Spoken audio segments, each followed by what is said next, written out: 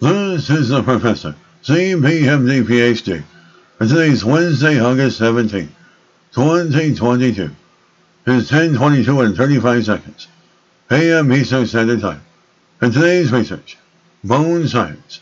So let's hop to it here.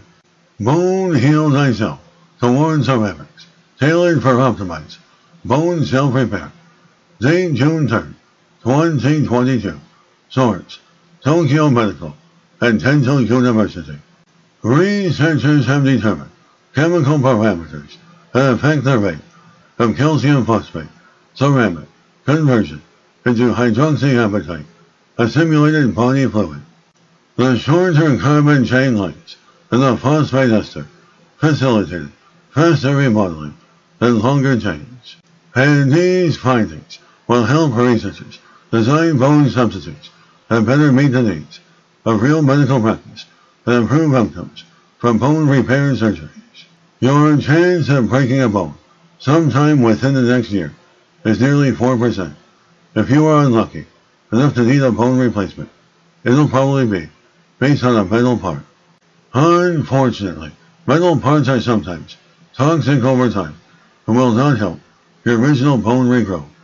The calcium phosphate ceramics substitutes for the bone mineral hydroxyapatite are in principle an ideal alternative to conventional metals because bone can eventually replace the ceramic and regrow. However, applications of such ceramics in medical settings have been limited by insufficient control over the rate of absorption and replacement by bone after implantation. Researchers studied the effect of the carbon chain length of a phosphate ester ceramic containing calcium ion on the rate of its transformation into hydroxyapatite mediated by alkaline phosphatases, which presents in our bones. And this work will help move bone regeneration research from laboratories to medical use.